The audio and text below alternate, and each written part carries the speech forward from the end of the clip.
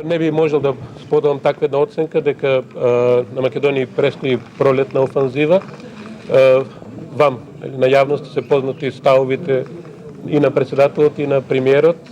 За мене приоритетно е да се спроведе рамковниот документ и спроведувањето на планот на влегување на македонските безбедностни сили на територијата на Република Македонија.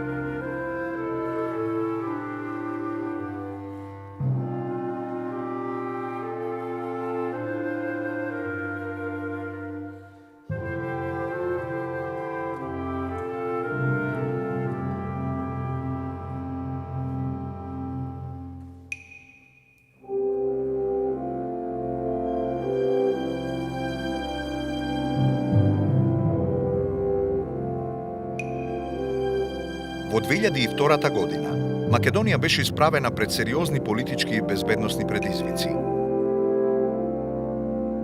Заздравувањето на раните од конфликтот од 2001-та и враќањето на илјадниците раселени лица ќе се одвива исклучително тешко.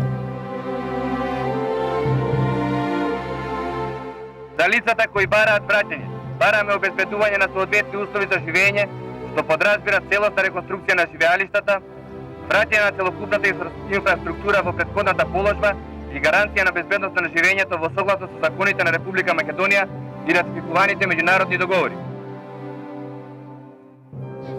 Кај ми текне со 10 дена бега да изнесеш сега година, правеше на 28, ние на 8 избегав, точно 10 дена избегам. Овој ден е прв ден што се вративме, па изгледа денеска некој ќе остане, па некој што нема ниту кај да влезе во неговата куќа, ќе излезе од селото, а други ќе останат. Што да се врати? Мај куќата ќе ни ја направат, а по куќбината не се седи само зидови срце, не се седи. Уште 20 година не може да се вратим кај смо бил. Со ослови, со тие стока што смо има, како смо живи порано.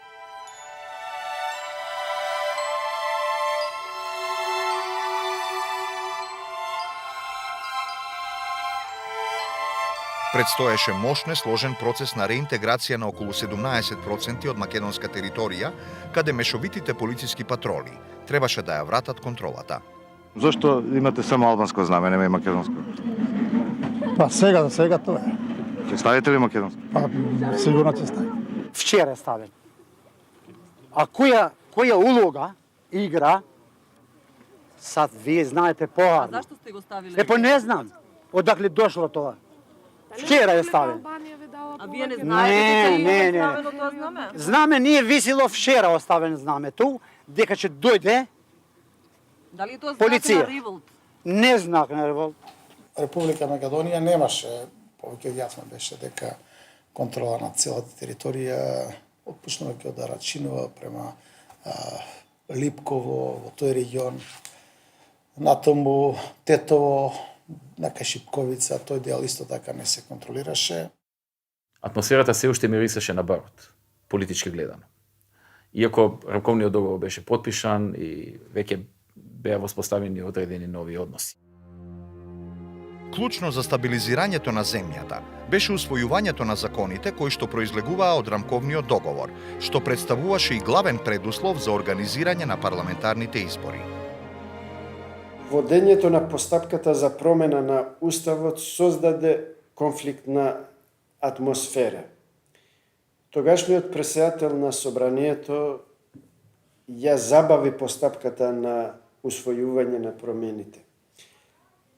Во еден дел дури и настана промени на содржината на Охридскиот рамковен договор во делот на преамбулата и делот на нормативниот дел кој ја уредуваше положбата на верските заедници.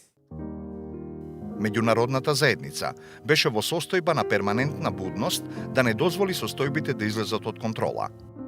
NATO remains fully committed to helping with the re-entry process in the Terebo Valley villages and will continue to be part of that process. Залогот всушност беше регионалната стабилност. На Балканот му предстоеше исклучително сложен период.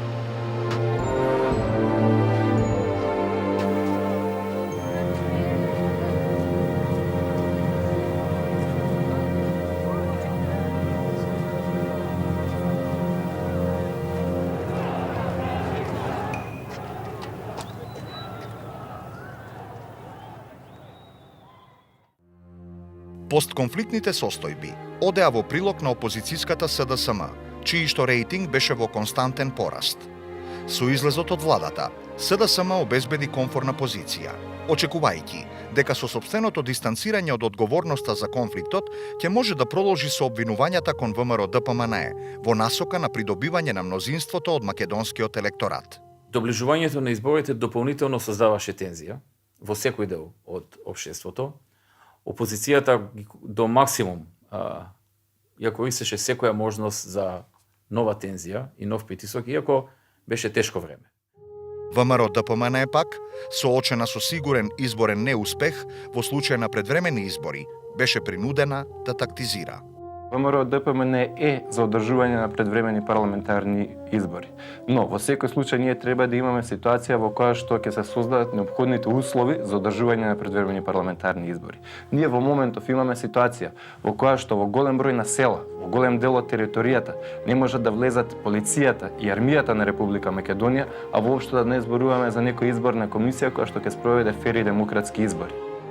Тоа покрајната мощното пролонгирање на изборите ги вклучуваше и обвинувањата дека со излезот од широката коалиција, СДСМ всушност го обструирала процесот на усвојување на законите.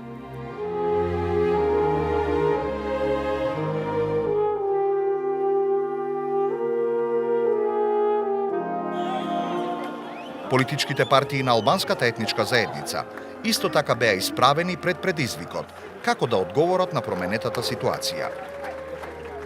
Со останувањето во владата на ВМРО-ДПМНЕ, ДПА очекуваше дека ќе успее да ги оневозможи поранешните припадници на ОНА да стапат на политичката сцена. Истото го посакуваше и ПДП, но поради неуспехот за адекватно позиционирање за време и по конфликтот, имаше далеку послаби позиции. На 18 јануари оставка поднесе Доста Димовска, заменикот премиер и шеф на владиното координативно тело за справување со кризи. Таа го обвини премиерот Георгиевски за непридржување кон планот за враќање на мешовитата полиција во поранешните конфликтни региони. Сепак, оставката од ваквата важна функција не го доведе во прашање законот за локална самоуправа, кој беше изгласан во парламентот на 24 јануари. Наредниот ден, веднаш следеше реакцијата на Хавиер Солана, кој истапи со охрабрувачка вест дека е донесена одлука за започнување подготовки за донаторската конференција. Мислам во Лондон беше организирана за да и се обезбеди на Македонија помош во финансиски средства, некои грантови или некои леснителни кредити за да може да ги совлада последиците од војниот конфликт. Генералниот секретар на НАТО Џорџ Робертсон при посетата на Скопје на 7 февруари ги реафирмираше перспективите на Македонија за идно членство во Алијансата, отфрлајќи ги се погласните наводи за можна пролетна офанзива на АНА во Македонија.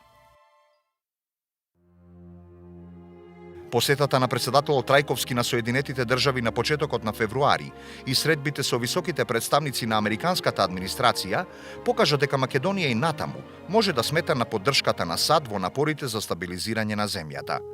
Трајковски воедно побара признавање од САД под уставното име и под директно вклучување на Вашингтон во изнаоѓањето решение за разликите меѓу Скопје и Атина во спорот околу името. Our country has a right to call what we call ourselves, and we do expect the recognition of our name by the constitutional name. Also, I do expect that this issue will be solved this year. And also I invite Secretary Powell to pay a visit soon to Macedonia, and also I encourage him to encourage other countries to follow the example of the Republic of Macedonia as a good way of making societies as their states as a multi-ethnic states. Фактот што уште во првите денови од јануари беше реализирана посетата на министерот за надворешни работи Слободан Чашуле на Атина, покажа дека разговорите со Грција околу спорот со уставното име добиваат на динамика. Јас отидов таму затоа што сметав дека мора да се воспостави комуникација со Грција по секоја цена, но не по цена на името. Значи по секоја цена за да се сочува името.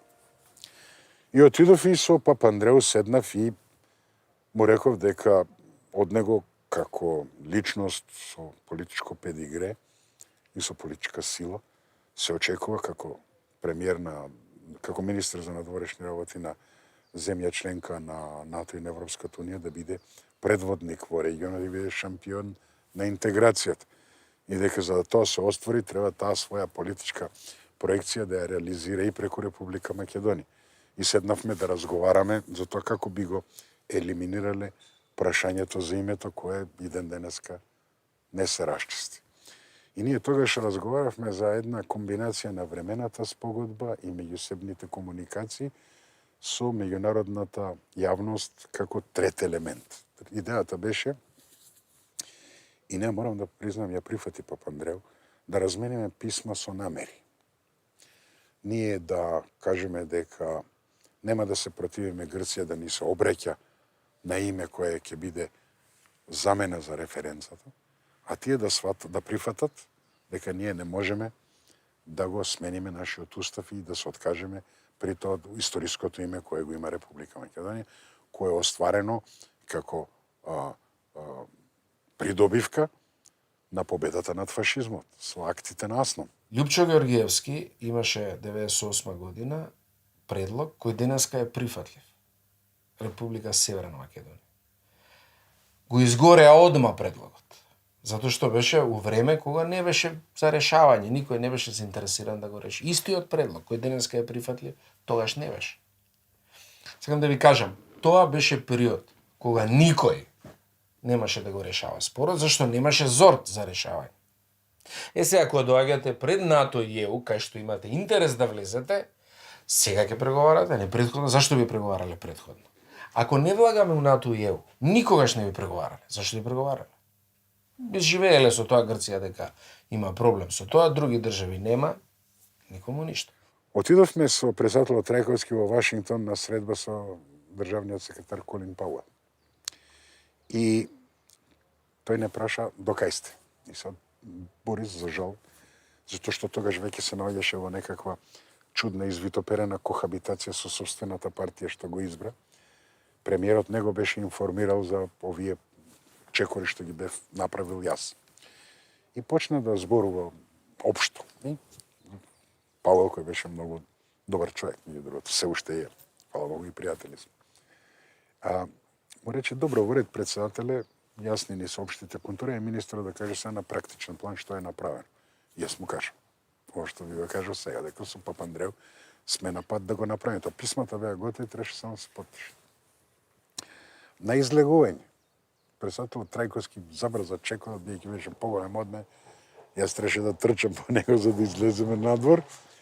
И стаса пред новинарите, пред мене, рече до крајот на годината ќе го решиме прашањето за името. Мене ме фати треска. Не.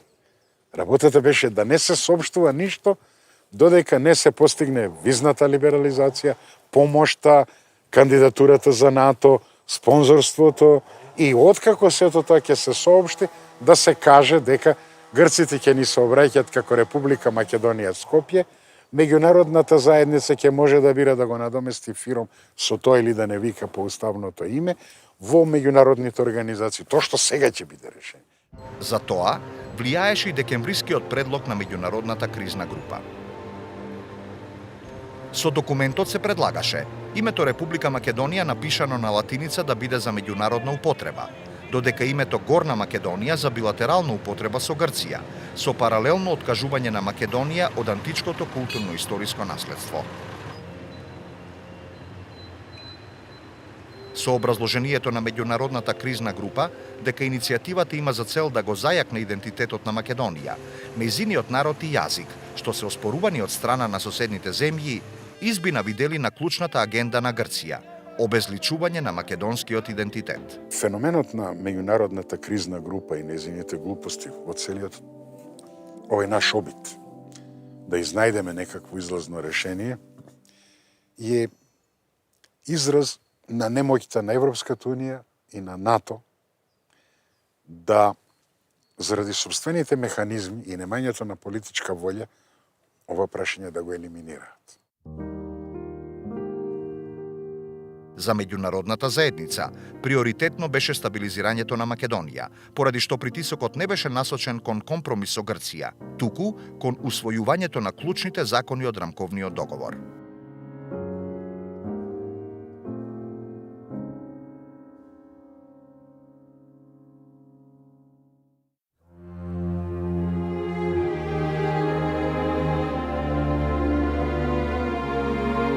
По 7 месеци од киднапирањето на блиските и по 2,5 месеца престој во собранието, роднините на киднапираните македонци со отворено писмо до Али Ахмети побараа конечно да им ја каже вистината.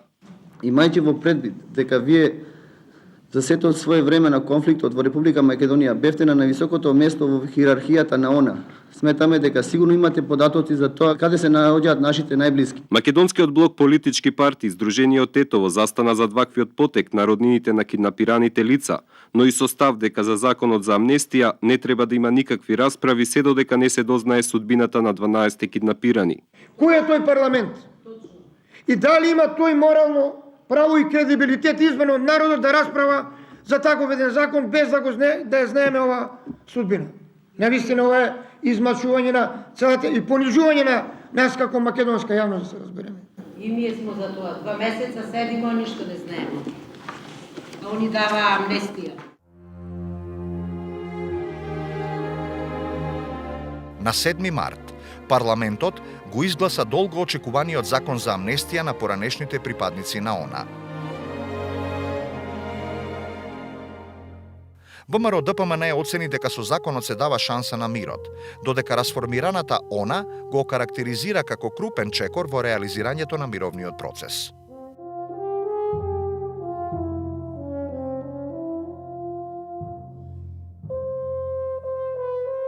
Малце луѓе знаат дека во Македонија има само еден човек во затвор, албанец, одговорен за конфликтот од 2001. Тој човек апсолутно не е ниту од командантна структура, ниту е војник што го препознаваме по звучните имиња на команданти. Е човек за кој што неговиот татко моли и кажува дека е со здравствено и психички нестабилна состојба. Никој точно не може да дефинира зашто токму тој човек е во затвор. Тој е како синоним на единствениот затворен албанец, нели од друга страна имаме и Трчуловски кој се наоѓа во Хаг, Љубе Бушковски со завршен еден судски процес. Тоа е иронијата која ни се случи потоа, да нема ниту албанците ја почувствува правдата, да речеме дека е извршена, ниту македонците. Успехот во изгласувањето на контроверзниот закон не беше случаен, бидејќи за неколку дена се организираше донаторска конференција. Финансиската поддршка беше потребна за спречување на економската стагнација и колапсот на македонската економија, бидејќи се проценуваше дека 7-месечниот конфликт ја чинел државата 700 милиони евра. Успехот на конференцијата ги надмина очекувањата, со одобрен пакет финансиска помош од 515 милиони долари, од кои 275 милиони долари за поддршка на макроекономската стабилност. На почетокот да изразам големата благодарност од името на владата на Република Македонија и од името на граѓаните на Република Македонија за навистина несебичната поддршка што денеска донаторската заедница ја даде на Република Македонија преку одобрување на средства повеќе отколку што и очекувавме и кои што средства треба да допринесат за враќање на земјата во колосекот во кој што беше тргната на почетокот на 2000 година, кога спроведе голема група на економски реформи и кога работите тргнаа во вистински правец. Таму се набележи околу 500 милиони долари таа помош што требаше да биде дадена. Колку што знам, таа не е во целост остварена, но делумно е остварена и многу има значење на обезбедување стабилноста во државата.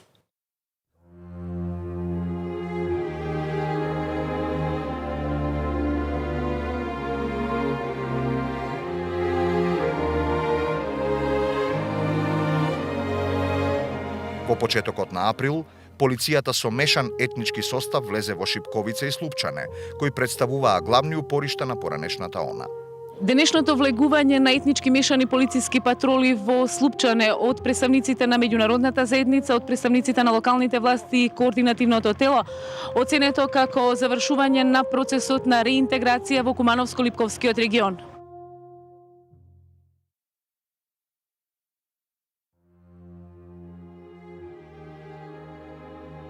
На политичката сцена настапи меѓуалбанската пресметка за подобро позиционирање кај електоратот. Иницијативата на Али Ахмети за формирање на Сеалбански политички совет, во кој кон крајот на февруари влегоа и ДПА, ПДП и НДП, наместо да обезбеди единство и консолидација во реализацијата на агендата околу рамковниот договор, се претвори во арена за меѓуалбански политички судир. Она што мислам дека представува опасност и кое што предизвика и најголем број на вознемирувања и реакции во јавноста е дали ова тело или овој совет има амбиции или претензии да се формира како некоја паралелна институција во Република Македонија, што би било апсолутно неприфатливо и што би било апсолутно спротивно на духот и на словото на рамковниот договор на кој што се повикува овој совет. Вооружената пресметка помеѓу АНА и поранешната ОНА околу седиштето на Координативниот совет во тетовското село Мала Речица на 25 март ја покажа и другата димензија на судирот. Во исклучително остар тон, во својство на председател на Координативниот совет, Али Ахмети изјави дека нападот го извршиле познати криминалци и убиици на албанското битие. Една недела подоцна следеше нов вооружен инцидент, овој пат насочен против ДПА. Околу 1 час од ноќеска имаше силни пукотници, експлозија имаше митралески истрели. Само видовме две-три коле побегнаа надолу и тоа. Какви коли бе? Па црни бе. После пукањето побегнаа? Не, уште пукаја. Со автоматско оружје и золја од непознати лица беше нападнат ресторанот Дора во самиот центар на Тетово, кој важеше за алтернативно седиште на ДПА. Нападот, кој имаше за цел ликвидација на подпредседателот на ДПА Мендух Тачи, освен материјални оштетувања, заврши без жртви или повредени. Оценката на ПДП и НДП дека зад нападот стојат криминални структури наспроти ДПА, која го окарактеризира инцидентот како политички мотивиран и насочен против партијата, стана повод за жестоки вербални обвинувања. Има ли шанси ДПА да го напушти Сеалбанскиот сојуз? Има едина шанси да ДПА форсира својот темпо да се артикулираат интересите на албанците и да не дозволи да координативното тело биде трамбулина од каде ќе се лансираат непринципиелни напади кон неа. Ние сме во Албанскиот совет, во тој совет координативен и мислам дека не сме ниту најавиле, ниту кажале дека не остануваме. Ние се надеваме дека и таа нервоза во ДПА ќе помине набргу и тие полека ќе анализираат зошто и како и што е целта на координативното тело и веројатно ние очекуваме дека ќе се вратат. Но поставување на услови, тоа за нас е неприфатливо. Исходот можеше да се насети. На 10 април ДПА објави дека го замрзнува членството во Координативниот совет на Али Ахмети. Тоа го навести распадот на Координативниот совет и го означи воведот во престојното рекомпонирање на албанскиот политички блок во пресред на изборите, што беше неизбежно. Тој неуспешно заврши поради, ја мислам, две причини. Прво, беше присаството на ДПА во владините структури и тоа чувството на моќ и неспремност на некој кој не бил вклучен во целиот политички процес да му се подложат. Пошто иницијативата беше таква да тука бидат политичките партии, но да бидат и представниците на она. Ја мислам дека тоа у таа фаза пропадна малце поради така персонална неспремност а малце поради непознавање на луѓето, пошто и не се познава у тоа време. 2002 година беше година во која се реализираа неколку капитални проекти. Тоа беше годината кога е осветена Свети Климентовата црква на Плаошник, како и милениумскиот крст на Водно.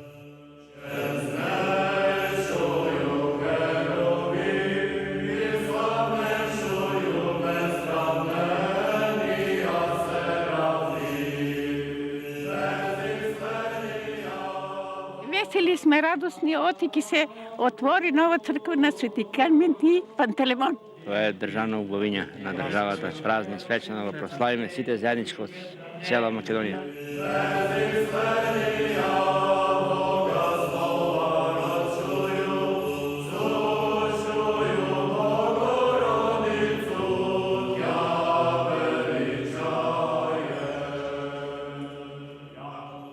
За Плаошник пола го прифаќа, пола не го прифаќа. Но Охрид им го направи Плаошник, тоа изгубија. Гласа за тие што беа против Плаошник. Проектот за спас на Дојранското езеро е колосално дело кое представува гордост, предизвик и символ на борбата за исправување на една голема неправда кон природата. Неверојатен фактот е дека во долниот тек Јордан има помалку од 1000 метри во секунда вода која тече. Значи, онаа што ние го пуштаме сега во Дојранското езеро е рамно на една славна по својата духовна вредност река Јордан, меѓутоа по големина е такво чудо. Со изградбата на хидросистемот и доведувањето дополнителни количества вода во Дојранското езеро, направен е најголемиот чекор за спас на езерото, како и за враќањето на животот на овие простори. Во овој контекст, не смее да се изостави ни враќањето на пензиите, кои беа намалени од претходната влада на Црвенковски, како и продолжувањето на процесот на денационализација. Во 2002 година, освен што превршуваше враќањето на 8% на пензионерите, таа година донесовме одлука за зголемување на пензиите на пензионерите за 6%, што беше прво такво зголемување од почетокот на самостојноста на државата. Председателот Трајковски и премиерот Георгиевски беа во заладени односи, што се одрази и врз отсуството на координација помеѓу председателот и владата. Дополнителна конфузија внесуваше одредувањето на датумот на изборите. По долги преговори, на 30 април, конечно стана познато дека изборите ќе се одржат на 15 септември. Јас ви соопштувам дека одлучив изборите да ги распишам за 15 септември, но се разбира решението сега немам право да го донесам, туку ќе го донесам откако ќе биде донесен законот и тогаш кога законот ќе ми даде овластување да го донесам. На барање на председателот Трајковски, на 22 мај, НАТО донесе формална одлука за продолжување на мисијата за дополнителни 4 месеци.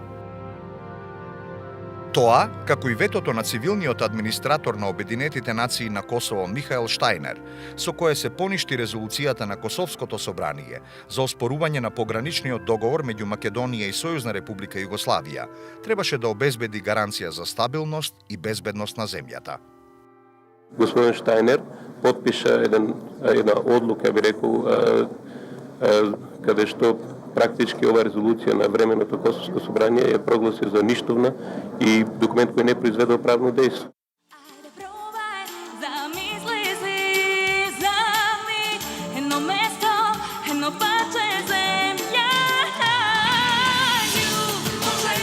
Македонски представник на Евровизискиот фестивал кој се одржа во Талин, Естонија, беше Каролина Гочева.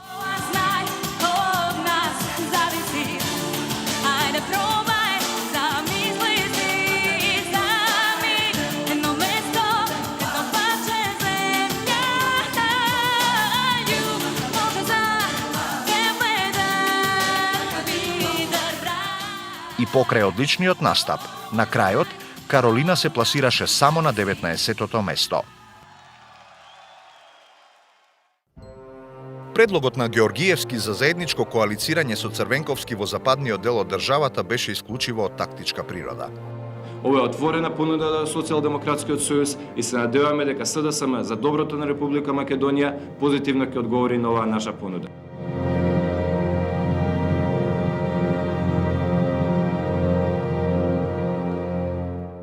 Никој не веруваше во можно коалицирање помеѓу острите политички ривали. Координацијата во политичкото делување на старите партнери Георгиевски и Андов ја најави предизборната коалиција помеѓу ВМРО, ДПМН и Либералната партија. Амбицијата на оваа коалиција е многу јасна. Победа на изборите на 15 септември. Сметаме дека услови за тоа многу имаме. Условите се во нашата мината политика и во нашата идна програма. Известно беше и коалицирањето на СДСМ со ЛДП, како традиционални партнери од коалицијата за Македонија заедно. Тактизирањето на Социјалистичката партија пак го навести нивното излегување од коалицијата за Македонија заедно, додека се поизвестно беше влегувањето во неа на Демократскиот сојуз на власите, Демократската лига на бошњаците и Обединетата партија на ромите. Изјавата на Георгиевски во април дека зад нападот на ресторанот Дора стојат сили кои се против ДПА и сакаат да ја растурат коалицијата ВМРО, ДПМН и ДПА, покажа дека овие партии ќе ја продолжат постизборната соработка. Дали последното сообщение значи дека ДПА ќе коалицира со ВМРО повторно? Па, мислим дека по-провокативно прашањето би било дали ќе коалицираме со СДС, бидејќи е нормално дека со ВМРО имаме тесна соработка. Ваквото позиционирање на ДПА по остриот судир со ПДП беше предодредено и од се поизвестниот политички ангажман на Али Ахмети и расформираната ОНА.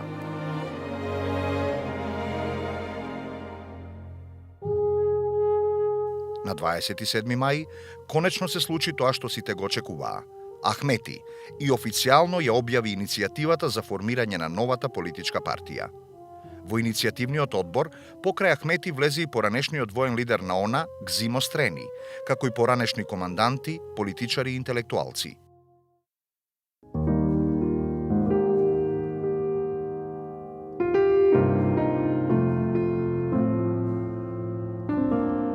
Ексхумацијата на телата на загинатите албанци кај Љуботен, што по налог на Хашкиот трибунал за воени злосторства беше спроведена во април, внесе нов момент во предизборието.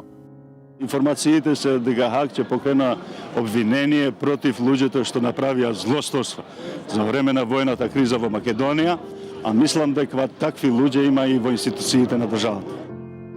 Иако формално не беше покренато обвинение против министерот за внатрешни работи Љубе Бошковски, беше иницирана кампања под мотото "Не го даваме брат Љубе во Хаг".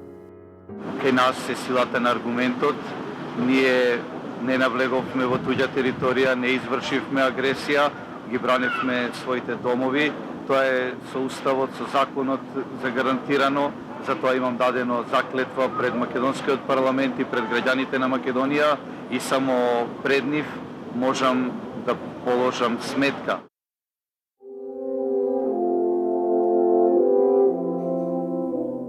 Предизборната кампања очекувано помина во знакот на меѓусебните обвинувања и популистички ветувања. Јас не предпоставувам, јас не се надевам, јас не очекувам. Јас точно знам што ќе се случи на 15 септември. На 15 септември народот ќе ја земе судбината во своји раце. На 15 септември се редовните парламентарни избори во Република Македонија. Се бира законодавна и извршна власт, а не се одлучува да се биде или не, како што најавуваат оние кои додека беа на власт ја доведоа Македонија до потпол, морален, материјален, духовен и политички колапс.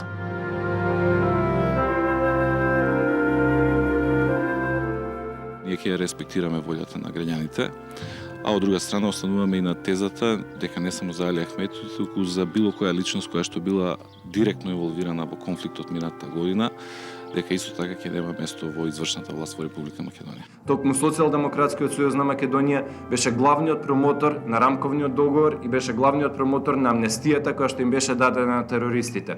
СДСМ и лидерот на СДСМ Бранко Црвенковски беа тие кои што велеа дека во рамковниот договор не треба да се смени ниту запирка и дека час поскоро треба да биде усвоен. СДСМ имаше значително поголем маневарски простор за анимирање на поддршката од македонскиот електорат. Со обвинувањата на адреса на ВМРО ДПМН за неадекватниот одговор на конфликтот од 2001-та, СДСМ настојуваше да се дистанцира од одговорноста, представувајќи го својот влез во широката коалиција како своевиден спас за Македонија. Тие што мислат дека ова го правам и во ова учествувам заради власт, се лажат. Мојот мотив е многу посилен, многу поголем за мене, многу поважен.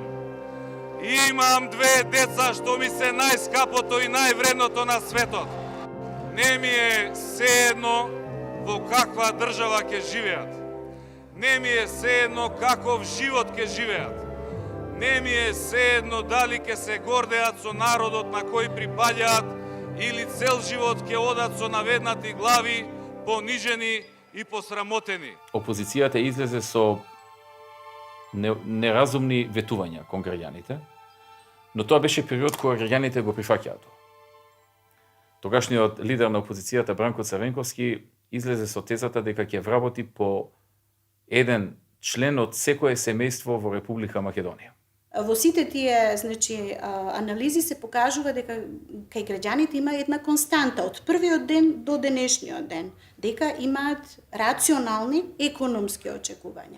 Меѓутоа, на база на рационални економски очекувања, доаѓаат политички актери кои ветуваат. Македонија во која ќе нема ниту едно семејство без барем еден редовно вработен. Тоа беше катастрофа. Значи, едно од најголемите неостварени ветувања во историјата на Република Македонија, би рекол, лага на деценијата. Може би повеќе од една деценија. Најголема. Не се сеќавам на некоја поголема лага на политичар во овие 20 години од она на Бранко Црвенковски дека ќе вработи по еден во секое семејство. Кај албанскиот политички блок, ДУИ и ДПА не се разликуваа многу во предизборната кампања. ДУИ имаше далеку поповолна позиција, бидејќи можеше не само да ги потенцира своите заслуги во борбата за правата на албанците, туку и да ја обвини ДПА за влошената економска положба на оваа етничка заедница. На ДПА и преостана со радикализирање на реториката и вклучување на поранешните команданти на она во избирачките списоци да се обиде да и парира на ДУИ. Луѓето што доаѓаат во ДПА ги скина униформите, војни униформи и стана политичари. Мислам дека сме во позитивен процес. Од друга страна, неуспехот на ПДП да издействуваат коалицирање со ДУИ ги остави на маргините на политичките настани, исто како и НДП. ПДП беше до моментот на појавување на Демократската унија за интеграција најмоćната и најсилната политичка партија меѓу албанците. Иако ДПА во периодот 2008-2000 беше сама на влада, она никогаш, тоа треба да се потенцира, дека абсолютно никогаш како партија нема добиено избори меѓу албанците.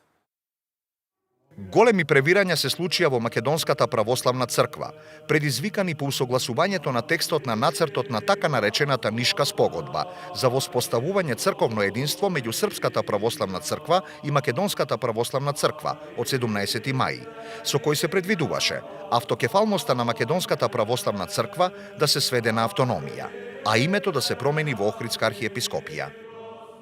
Кога виде одредени ретроградни структури во Србија, дека не можат така лесно да го оспорат она што еден ден ќе биде признаено од сите. Прво, дека Српската црква е ќерка на на Охридската архиепископија и дека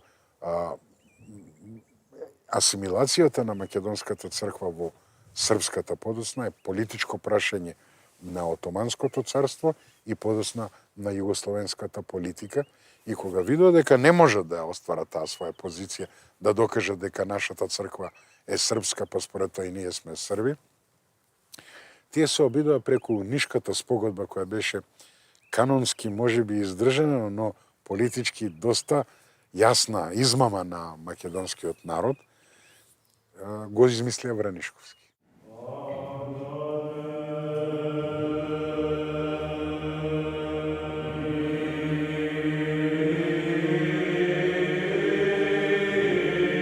Митрополитот Јован Вранишковски објави дека ја отцепува белешко по Вардарската епархија од Македонската православна црква и стапува во екуменско единство со Српската православна црква.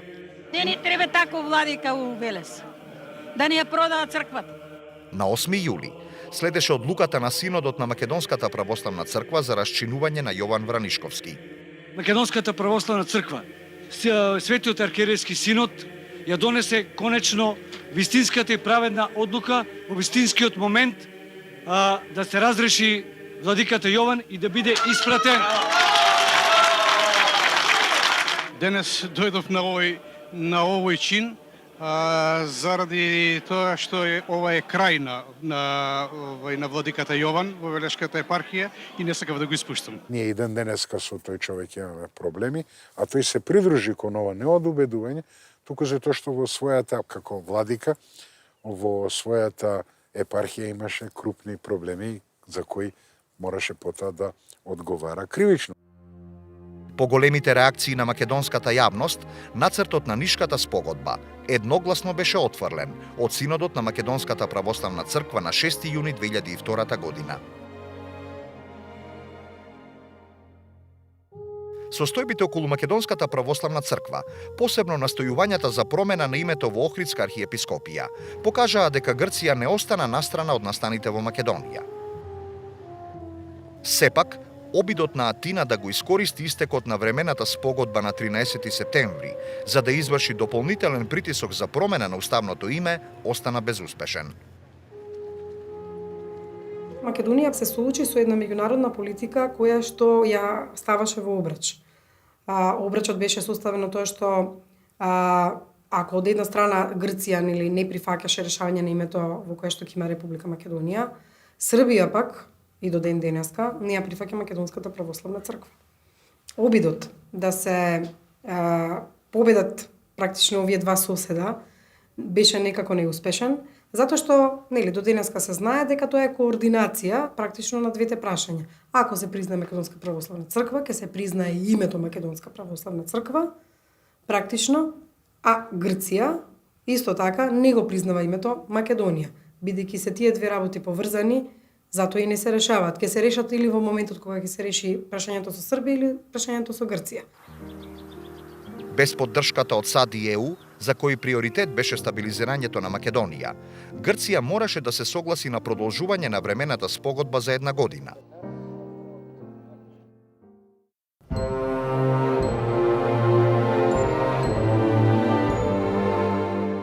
Со наближувањето на датумот на изборите се вжештија и меѓуетничките тензии.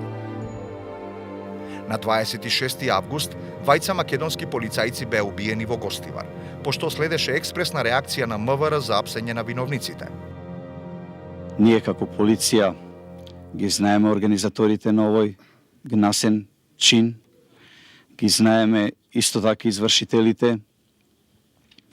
Полицијата приведе две лица за кои се сомнева. Сам дека имаше голем број на обиди за враќање на состојбите во 2001 година, но нема тие случаи на политичка поддршка.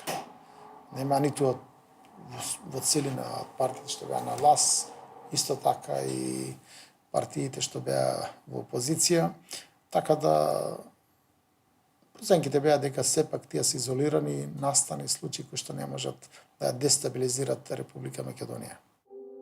Неколкудневната криза со киднапирањето на 5 на македонски патници кај селото Жеровјане успешно беше разрешена со медиаторството на Црвен крст. Според сознанијата, оваа група е тесно поврзана со Али Ахмети и требаше фактички да испровоцира вклучување на Али Ахмети во ослободувањето на заложниците со што Али Ахмети би се промовирал како миротворец. На 4 септември, двајца албанци беа убиени на патот Тетово-Гостивар, пошто следеше и убиството на еден полицаец кај Тетово. Неколкуте бомбашки напади на штабот на ОНА во Скопје, како и најавите за апсење на Ахмети, дополнително ги зголемија тензиите во пресрет на изборите. Али Ахмети не може да држи митинг во Скопје. Ако сака да се предаде на македонските правосудни органи без да тоа го прави македонската полиција, тој може да дојде во Скопје.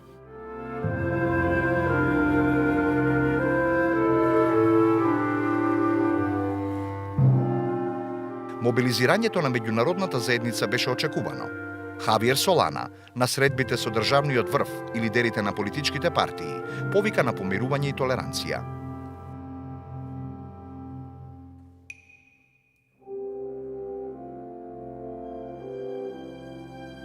Беше договорено патролирањето на македонските безбедносни сили во Тетовскиот регион да се врши во стриктна координација со НАТО и ОПСЕ.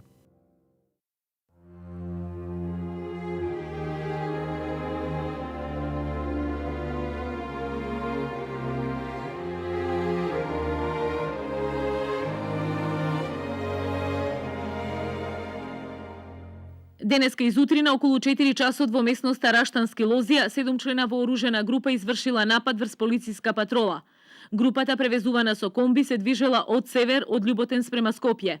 Вооружената група од полициската патрола била предупредена да застане, но бидејќи отвориле оган од автоматско оружје врз полицијата, во оружената престрелка 7 се уште неидентификувани лица биле усмртени. Во тек се мерки за утврдување на идентитетот на усмртените лица, а првичните сознанија на МВР укажуваат дека се работи за странски државјани, најверојатно од Пакистан.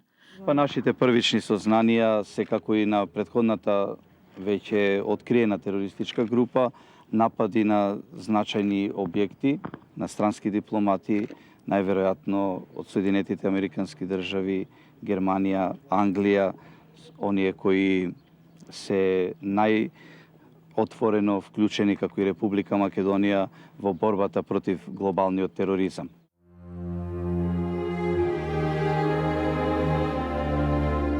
Изборите го потврдија очекуваното.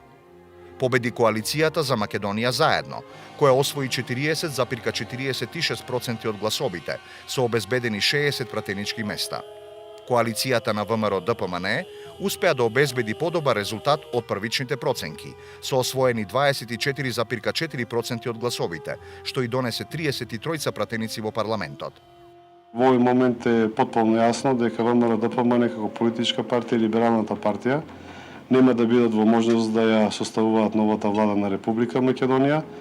Ние би сакале во овој момент неформално да им честитаме на победниците на Социјалдемократскиот сојуз и нивната коалиција.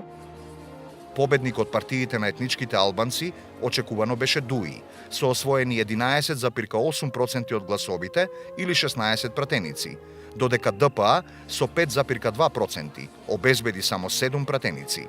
ПДП успеа да обезбеди 2 пратеници. Се разбира, албанците ја прифатија новоформираната партија, зашто беа убедени дека тие носителите, раководството на таа партија, беа носители на активностите за промена на Уставот на Република Македонија, кој, повторувам, од страна на албанците се сметаше како генератор на кризата во меѓуетничките односи и како бетонирање на нивните надежи дека може да бидат рамноправни во Република Македонија во сите области: образование, употреба на јазик, употреба на знаме, начин на одлучување во собрание и така натаму. Во сите постконфликтни консталации тоа е нормална. Ја мислам дека би била нормална реакција, затоа што тие ДУИ реално го промовираше фактот дека тие беа причината за постигнување на Охридскиот договор, кој некои работи ги размрда. Албанците и се одолжија на водството на ОНА, сега претворена во политичка партија ДУИ, за постигнатото промената на Уставот на Република Македонија.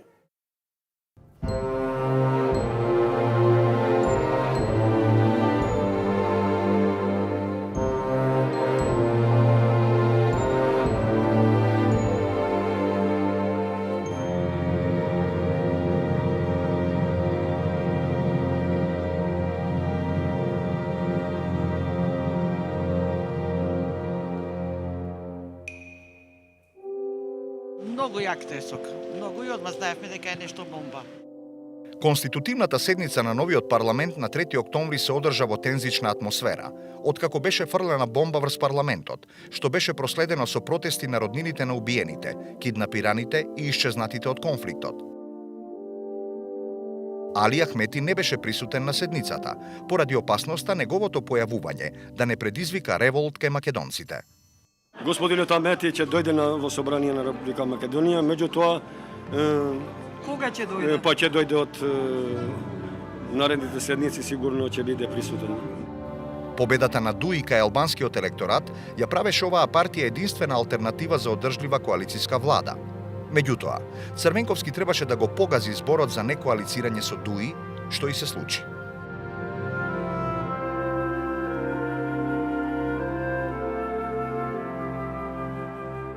Со завршување на изборите во 2002 година и победата на Дуи кај албанците се создаде една мачна атмосфера во однос на тоа како да се состави идната влада. Победата на СДСМ, иако беше убедлива, сепак беше горчлива за нив, зашто требаше за прв пат да седнат на преговори со припадниците на ОНА претворени во политичка партија. Преговорите за составување влада главно се фокусираа околу настојувањето на Дуи на добивањето на министерското место за внатрешни работи, одбрана или за надворешни работи. Сепак, Ахмети на крајот се откажа од ваквите амбиции како и од сопственото министерско место во владата. Дуи доби 4 министерски функции за правда, здравство, образование и транспорт, како и вице-премиерско место во владата. Се разбира дека тие преговори одеа многу тешко со една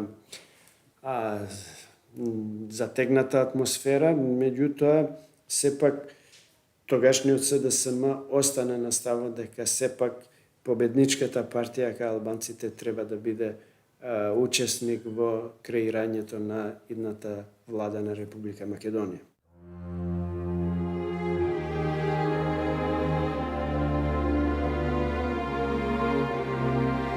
Доцна вечерта на 31 октомври, парламентот со 72 гласови за и 28 против ја изгласа новата коалициска влада.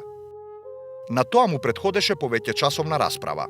Љупчо Ѓоргиевски остро ја нападна СДСМ, како и председателот Трајковски, што дозволиле формирање на нова влада на терористи. При тоа, тој јавно се извини на гласачите за поддршката на Трајковски на претседателските избори во 1999-тата.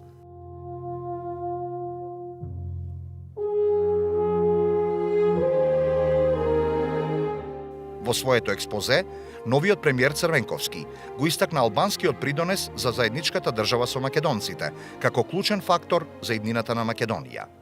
Некогашните терористи, со целосно одговор, денеска се главната гаранција за стабилноста во Македонија и што е најважно за идентитетот на македонскиот народ. И тезата на Дуи дека на албанците не им одговара и е спротивно на нивните интереси, со промена на името македонскиот народ да го загуби својот идентитет, бидејќи тогаш албанците ќе мора да војуваат, да се спротивставуваат, не мислам на војна, туку политички, демократски, да се спротивставуваат на интересите на Белград и на Софија во Македонија, албанците не можат таквите расправи да ги водат сами без македонскиот народ. Меѓутоа, новата влада беше исправена пред сериозен тест. Црвенковски беше свесен дека нема да може премногу да тактизира и дека ќе мора да направи сериозни отстапки на Дуи. Главниот предизвик беше имплементацијата на изгласаните закони од рамковниот договор. Спроведувањето на пописот на населението по периодот од 1 до 15 ноември представуваше знак за враќањето кон нормализација, иако беше сосема известно дека истиот од самиот старт ќе биде оспорен. Следеше пописот, еден сложен процес. Во секоја нормална држава тоа е само техничка операција, но не и кај нас, за жал, затоа што се сведе на бројки со рамковниот договор. Албанците, иако претендираат да станат државотворен народ таму фигурираат како 20%. Како население што е над 20% и пописот е крајно исполитизиран во Македонија само поради тие бројки.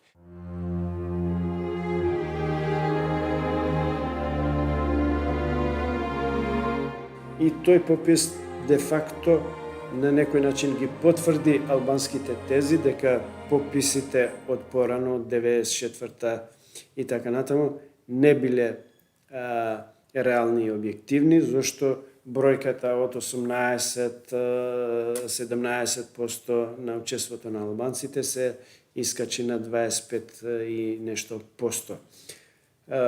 Процес кој на некој начин полека создаваше една форма на институционализирање на Охридскиот рамковен договор, преточен сега во уставни одредби, спроведување на устав, разоружување на она, одржување на предвремени парламентарни избори и така натаму.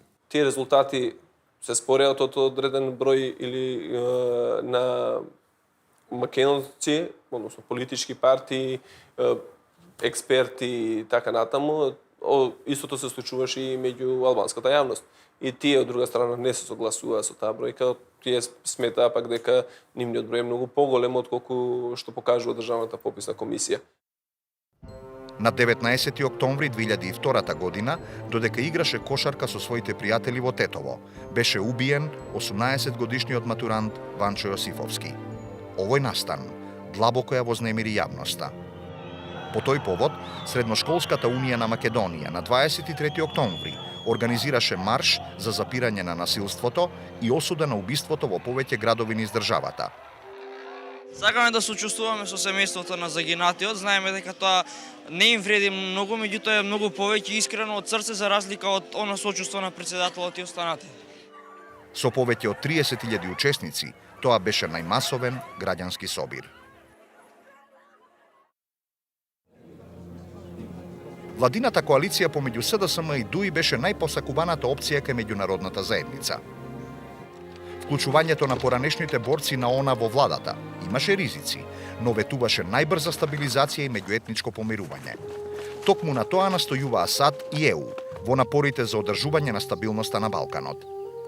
Со стабилизирањето на Македонија, тие можеа да се фокусираат кон реализирањето на најчувствителното прашање на Балканот, регулирањето на статусот на Косово, чија што независност стануваше се поизвестна. Очигледно дека меѓународната заедница направи пресврт во Македонија по два основа.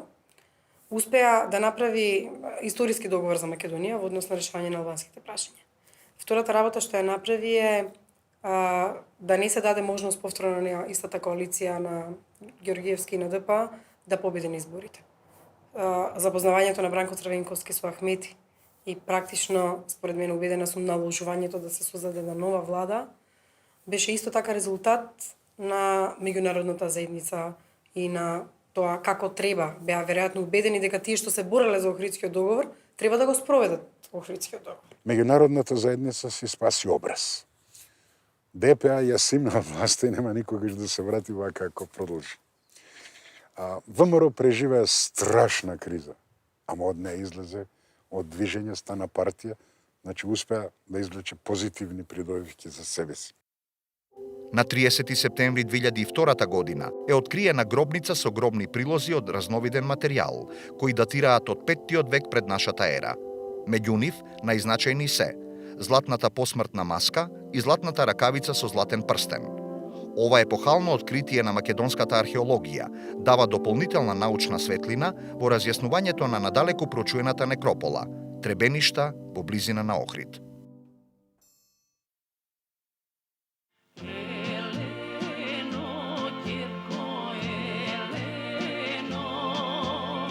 Во 2002 година Македонија се збогуваше со доајените на македонската народна музика Петранка Костадинова и Александар Сариевски.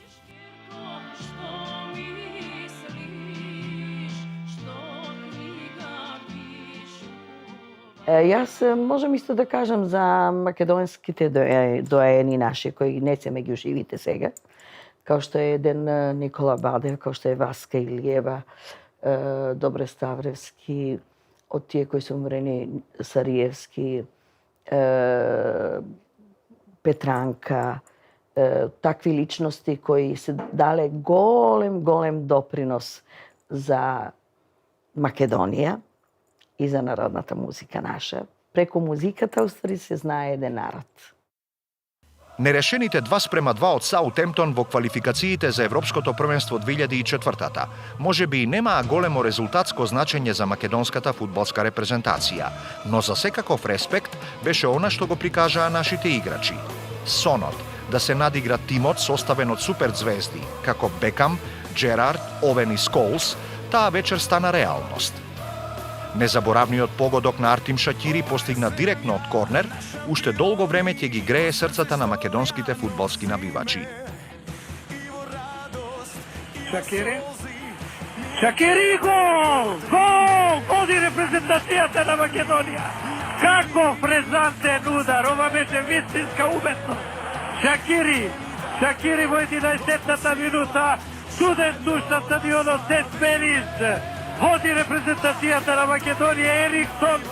Не знам што мисли сега. Навистина ова беше прекрасен момент за нас, македонците овде. Погледнете каков гол на Шакири.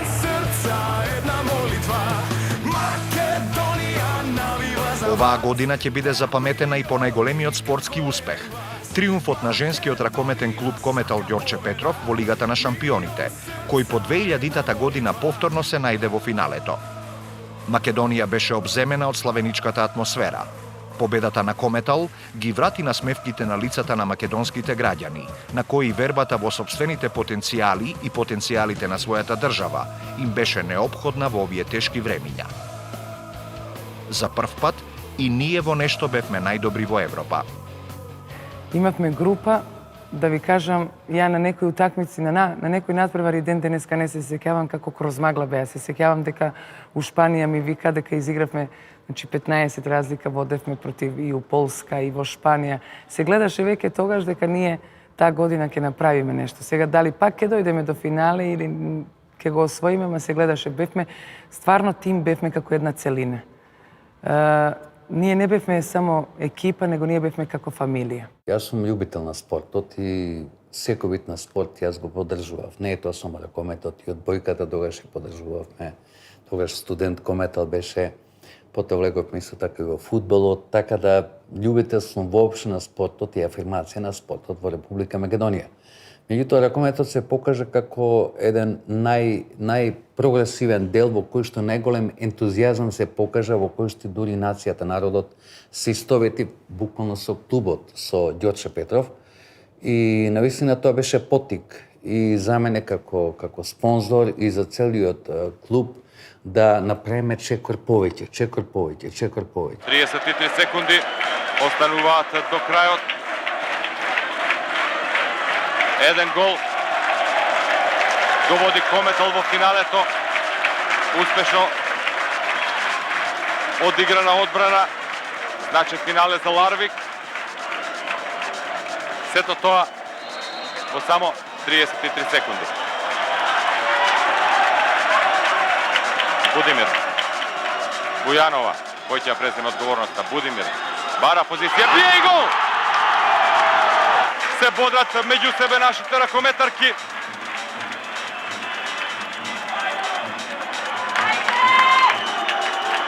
Последни 5 секунди на одлука.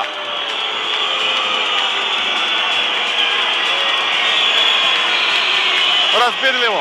Подлабока зона и не може да се одигра. Топка во аут, минува времето. Крај на мечот, Кометал во големото финале. Повтор пат во историјата на клубот. Значи, тоа е долг процес, додека се створи тим, додека се направи име во Европа, додека влеземе во структурите на Европската ракометна федерација, додека воспоставиме комуникација и додека направиме систем како да се дојде до титула. Феноменална атмосфера, нема да биде поинаку во текот на сите 60 минути. Касатовиќ обид да мине со травма и гол. Речисти и идентичен почеток како да надпреварот со Ларвик. Знам, Луминица влегуваше во соба кај мене, ви вришташе, скокаше, валјда таа енергија, сила да негде да ја потроши. Кога искочивме, кога тргнавме со автобус, према салата. Не можам да опишам тие. Сите седевме, секоја за себе нешто мислеше. Не знам кој знае која, што само седевме погнати глави. Кога влеговме во сала, тоа веќе беше полно пред 2-3 сата се наполни. Знаевме дека мораме, дека од тука не смееме да излеземе ако не победиме.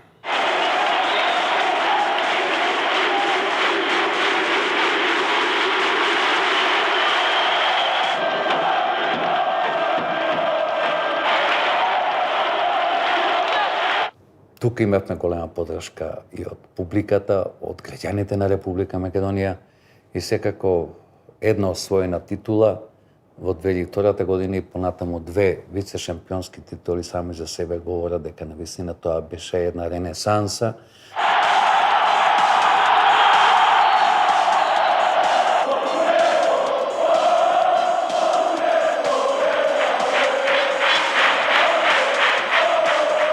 Таа еуфорија, тие луѓе, тие, значи, погледи, тоа не може да се опише. Тоа е стварно големо чувство кој и сега ме тера на возбуда, не да на плачење, валите од среќа можда.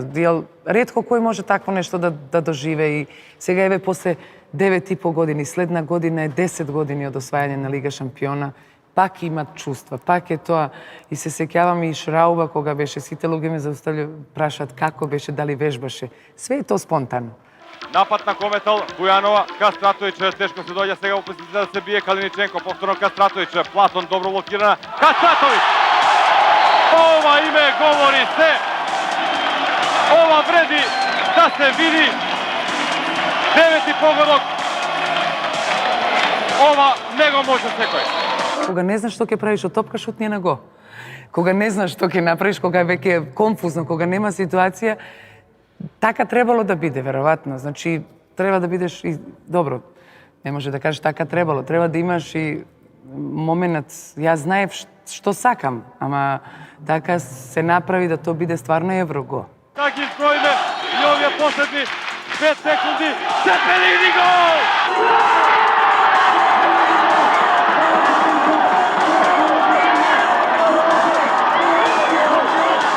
После тоа, кога заврши надпревар, кога емоции, кога искочија сите луѓе на теренот, кога почна и трубачи, не знам, сите бе, ја не знам, се и се што имаше тамо.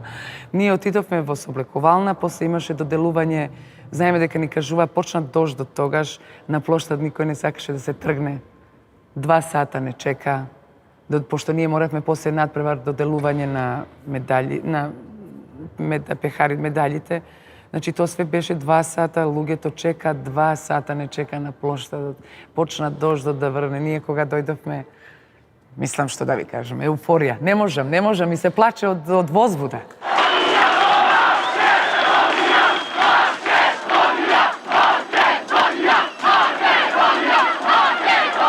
Чувството на самиот народ, што направивме тоа, што беше држава како едно, тој момент стварно е за паметење и тука ми и ден денеска стои.